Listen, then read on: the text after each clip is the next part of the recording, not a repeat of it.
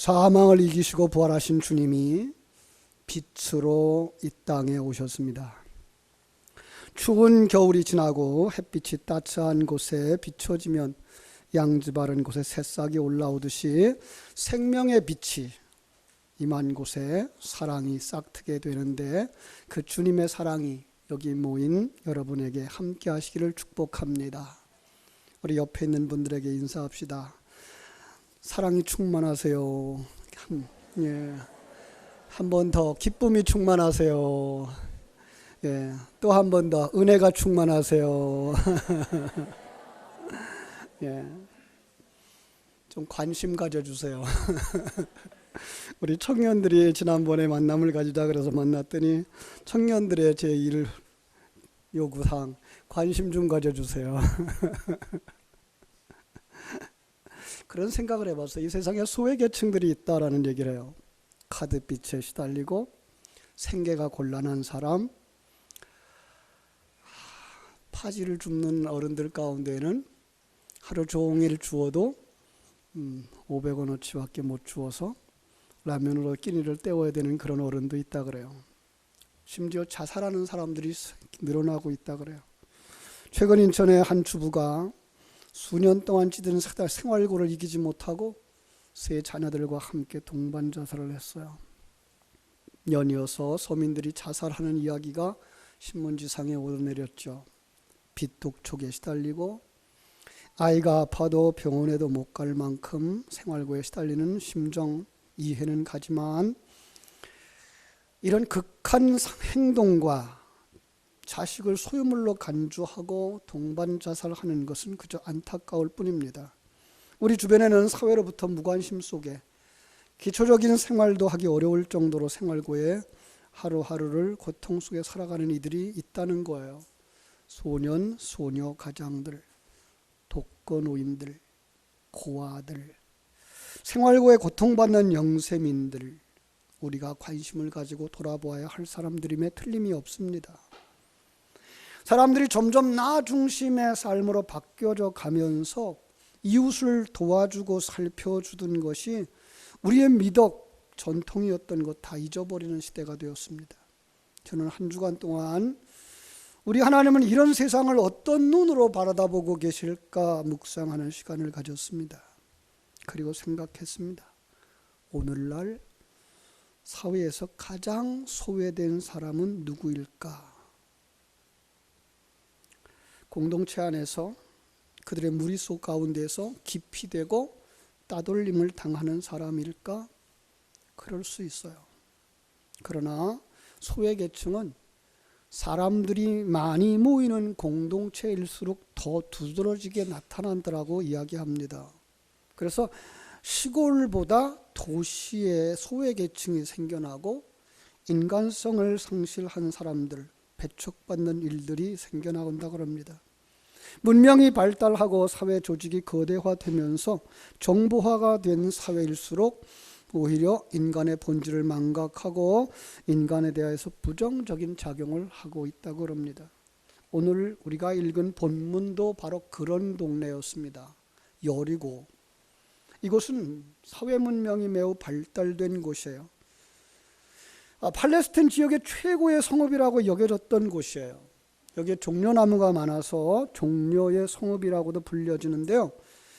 우리 가나안을 정복할 때 처음으로 정복했던 땅이기도 하죠. 여리고성, 그렇죠?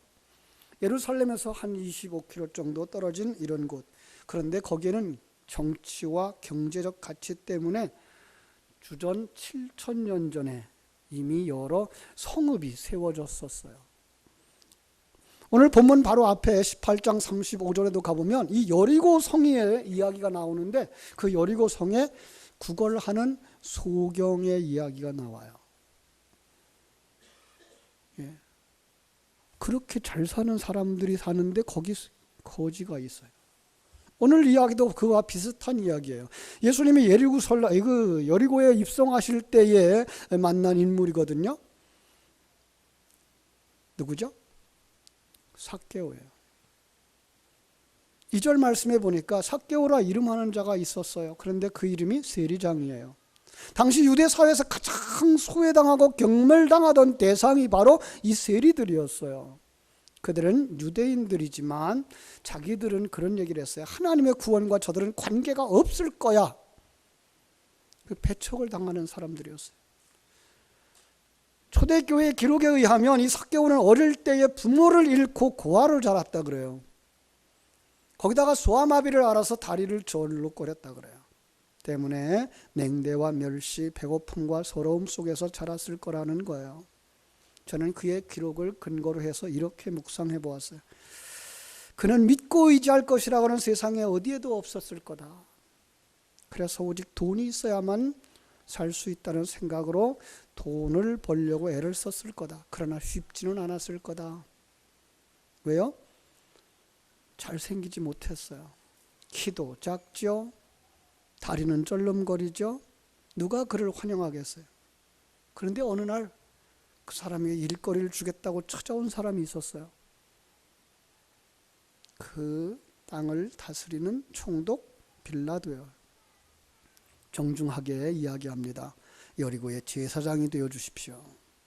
당신은 이 사회에서 소외되어 있지 않습니까? 그 직책을 이용해서 그들에게 본때를 보여주십시오. 아마 당신은 그 로마에 충성하면 부귀영화를 누리게 될 겁니다. 그래서 그는 동족들이 멸시하는 세리라는 직업을 택했던 겁니다. 그리고 이를 악물고 돈을 모으는 방법을 총동원해서 돈을 모으기 시작합니다. 돈이 조금씩 모여들었어요. 마치 일본 그 식민지 시절 이 땅에서 일본의 앞잡이를 했던 사람들처럼 살았으니 누가 그를 좋아했겠어요. 얼마의 시간이 지나자 금고에 돈이 쌓여갑니다. 번듯한 집도 샀습니다. 땅도 장만했습니다.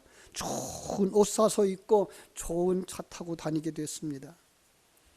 그런데 사람들이 다 떠나가요. 그동안 불쌍하다고 동정하고 벗이 되어줬던 사람들조차도 다 떠나가 버려요.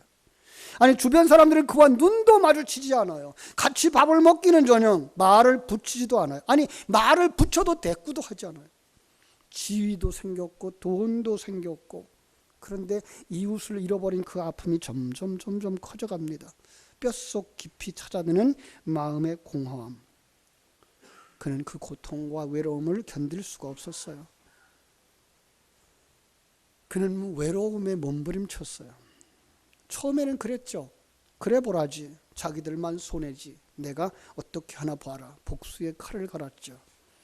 그리고 그들을 향해서 소리쳤어요. 아니 소리칠 수 없었지만 속으로 그렇게 얘기했어요. 난 돈이 있다고. 난 집도 있단 말이야. 나는 정부의 관원들과 내통하고 있단 말이야. 그러나 입 밖에 낼 수도 없었어요. 왜죠? 그 모든 것이 부끄러운 일들이었기 때문이죠. 그래서 그의 공허함은 점점 더 심해져 갔어요. 그런데 그에게 예수님에 대한 소문이 들렸어요.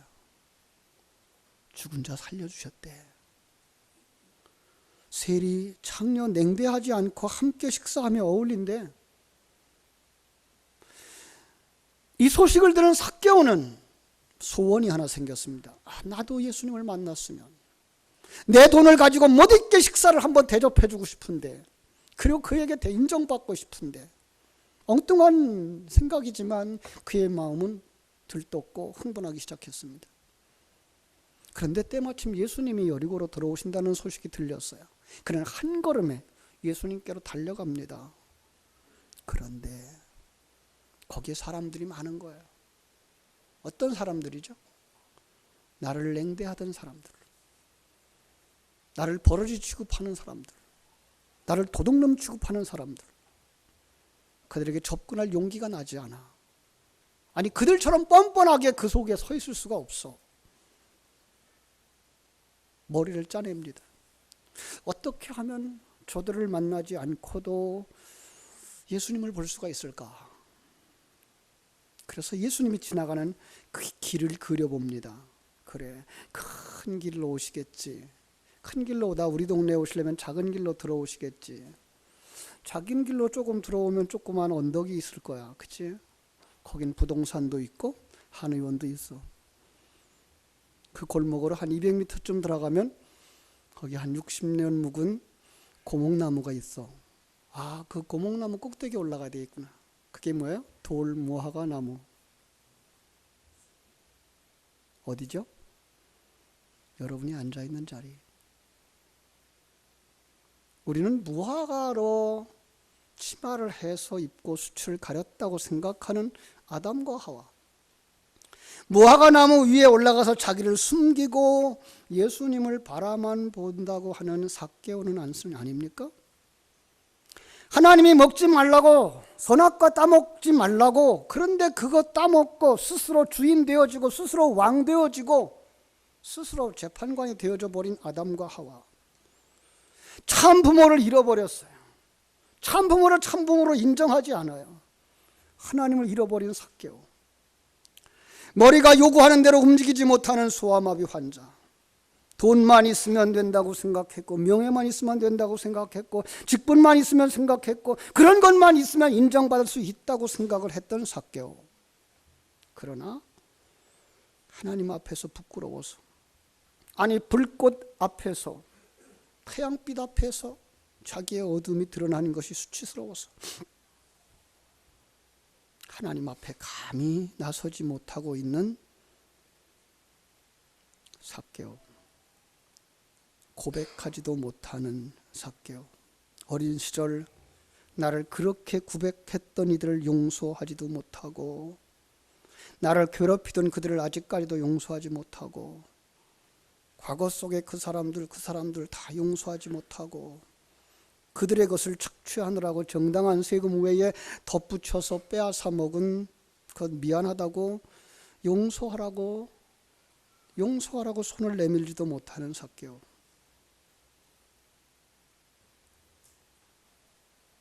내가 먼저 손 내밀지 못하고,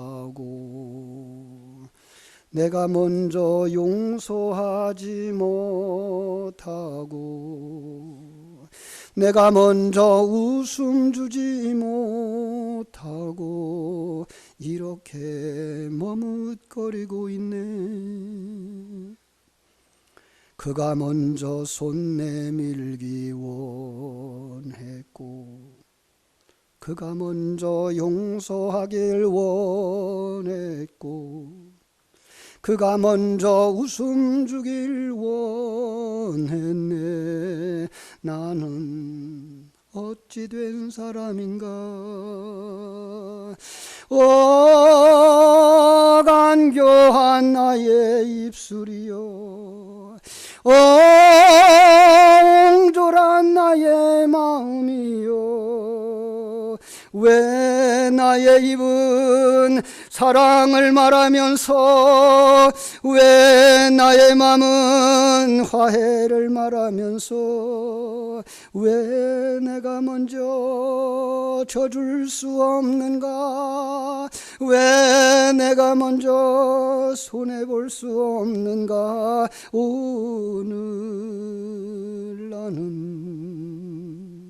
오늘 나는 주님 앞에서 몸둘 바 모르고 이렇게 흐느끼고 서 있네. 어찌할 수 없는 이 마음을 주님께 맡긴 채로, 내가 먼저 섬겨주지 못하고, 내가 먼저 이해하지 못하고, 내가 먼저 높여주지 못하고, 이렇게 고집을 부리고 있는, 이것이 무화과 나무에 몸을 숨긴 내 모습입니다. 주님은 아셨습니다. 우리 주님은 삭개오의 소리 없는 부르짖음을 들으셨습니다. 우리 주님은 우리를 아시는 분입니다. 우리의 마음의 부르짖음도 들으시는 분입니다. 그리고 찾아와 주시는 분인 줄로 믿습니다. 마가복음 5장에 보면은요, 똑같은 여인을 한 사람 만나게 됩니다. 12년이나 혈루증으로 앓았던 여인. 이 여인은 12년 동안이나 혈루증으로 고생을 했습니다. 그가 사람들에게 부정한 사람이라고 손가락질을 받으면서 그는 살았습니다. 희망을 잃어버린 사람, 상처뿐인 삶을 살던 사람. 이 여인 역시 부정한 때문에 남편으로부터 사랑을 잃었습니다. 자식으로부터 돌봄을 받지 못하고 살았습니다. 사람들에게 소외되었고 가난에 찌든 사람. 그는 부정하기 때문에 성 밖에 들어올 수도 없는 사람. 그런데 그 여인에게도 누군가에 의한 소식이 들렸습니다. 예수님, 소경의 눈을 뜨게 하셨대. 중풍병자도 고쳐주셨대. 문둥병자도 고쳐주셨대. 혹시 아니 내 병도 낫게 해주실지? 이 소식을 들은 이 여인 가슴이 뜨거워졌습니다. 그래서 그는 자기 자리를 들고 일어납니다. 남에게 들키지 않으려고 몸을 씻고 단장을 합니다. 깨끗한 옷으로 갈아입어 봅니다. 그리고 머리에는 모자를 푹 내려 쓴 채로 예수님이 거니시는 그 무리 가운데 헤집고 들어갑니다.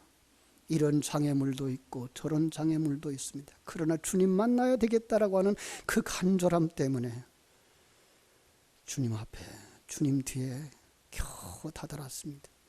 그에게 있는 조그만 믿음, 예수님의 옷가에 손만 대면 낫겠는데 그는 드디어 손을 내밀어서 주님의 옷가에 손을 댔습니다.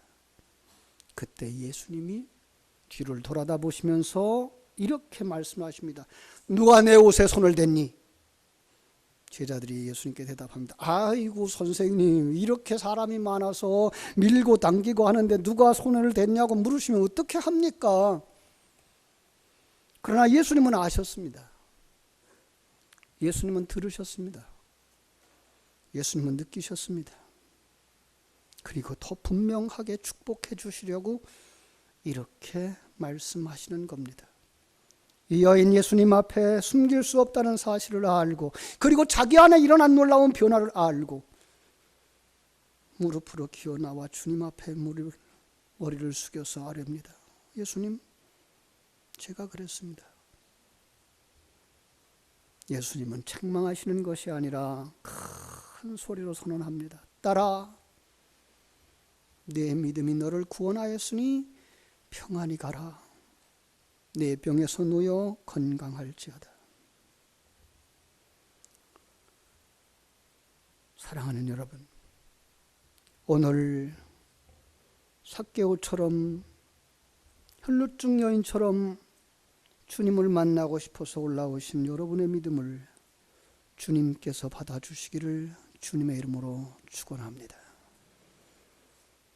삭개오를 쳐다보시면서 예수님 말씀하셨습니다. 삭개오야, 속히 내려와. 내가 오늘 네 집에 유하여 하겠다. 여러분, 이 음성이 여러분과 내게 그리고 우리의 전도 대상자의 귀에 들려졌으면 하는 것이 소원입니다. 이번에 전도 대상자의 이름을 기억하십니까? 감사한 것은 그 전도 대상자를 찾는 일에 여러분들이 대부분 다 참석해 주셨다는 겁니다. 아직 참석하지 못하신 분들이 계신데 그분들도 눈을 열어서 여러분 주변에 삭개오와 같은 사람, 혈루증 여인과 같은 사람, 저들에게 예수 만나게 해 주어야 되겠다라는 소원을 가지고 그들을 이렇게 전도 대상자로 삼고 명단을 제출해 주시기를 바랍니다. 그러면 오늘 돌아가실 때 그들과 만날 때에 줄 수 있는 접촉 선물을 그 사람 숫자만큼 드릴 것입니다.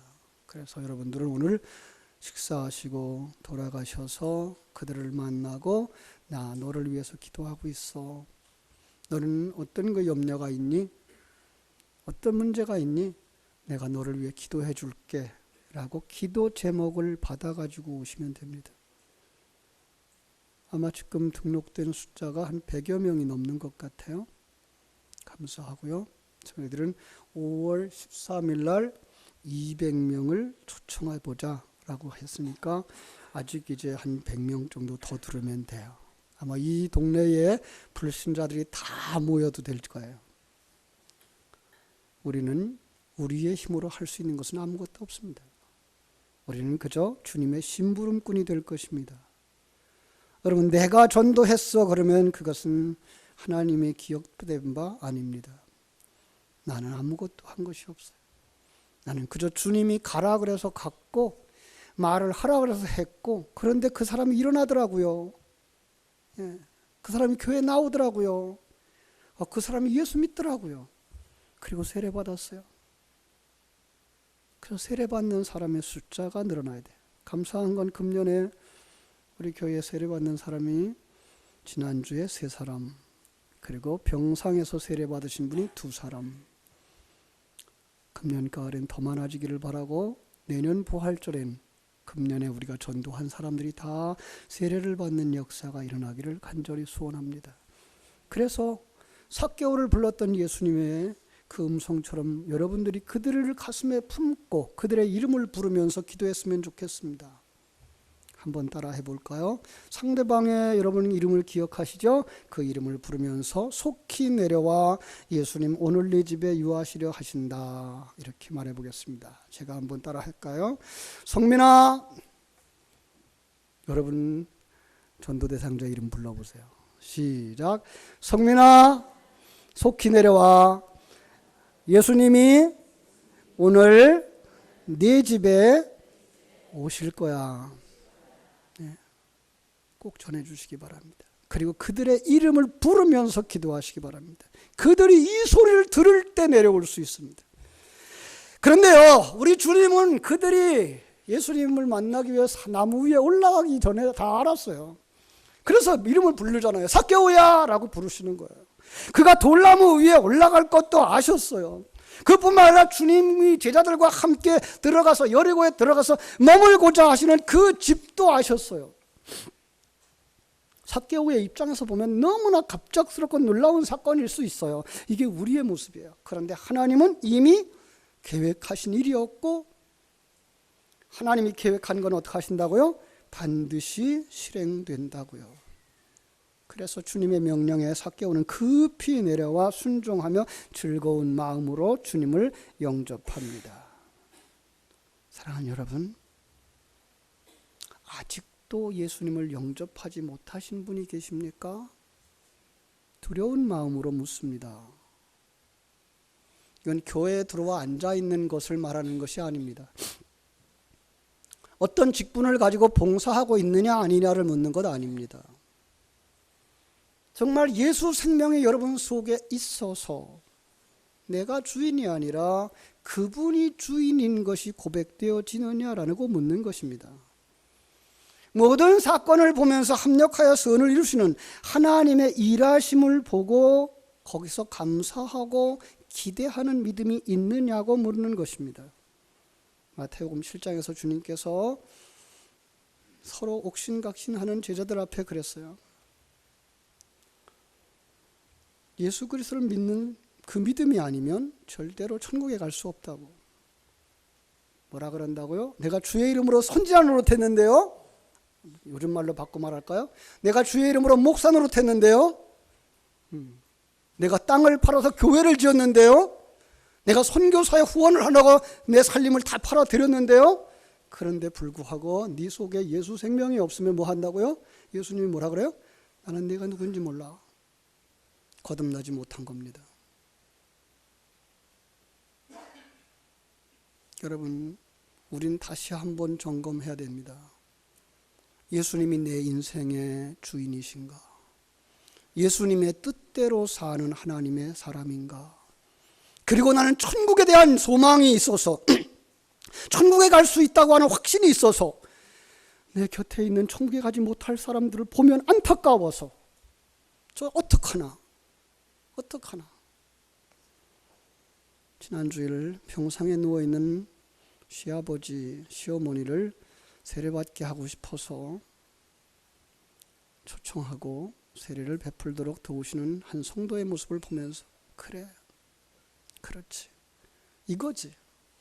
내 속에 예수 생명이 있고 나는 천국 가는데 어찌 아버지를 지옥 가게 둘 수가 있어? 어떻게 어머니를 지옥 가게 내버려 둘 수가 있어요?